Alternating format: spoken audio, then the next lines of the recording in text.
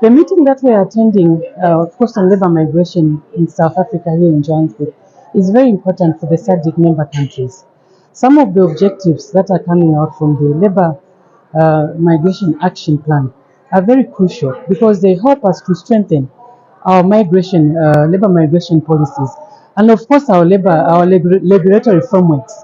Many of our SADC member countries do not have, for example, labor migration policies. This is when we're trying to develop. For those who have them, I think the most important thing for me is to ensure that we align them to the SADC protocols as well as the international labor conventions. Because the moment we align them, we'll be speaking the same language in terms of international practices, best practices.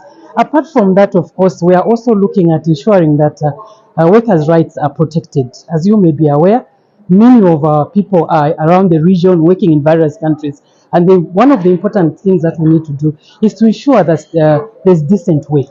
Apart from that, we have to leverage from our migrant workers, those working, of course, in the regions and in other parts of the world, because there are many socio-economic benefits out of the migrants that are working in the region.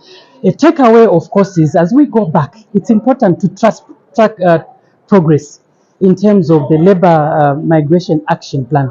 I know many of us are already embarking on various pieces of legislation. Others are actually revising their laws. It's important that we have takeaways from here. Let's see what we can incorporate into our laws. Let's see what we can incorporate into our policies. If you talk about Zambia, for example, we are already actually almost launching the labor migration strategy. And some of the lessons we are learning here are going to ensure that we strengthen the document before it is launched. And we are very grateful as member states, and we ensure that the recommendations coming out of this meeting will also be presented to our ministers for adoption. And then from there onwards, we expect that we continue in terms of implementing those recommendations coming out of this meeting.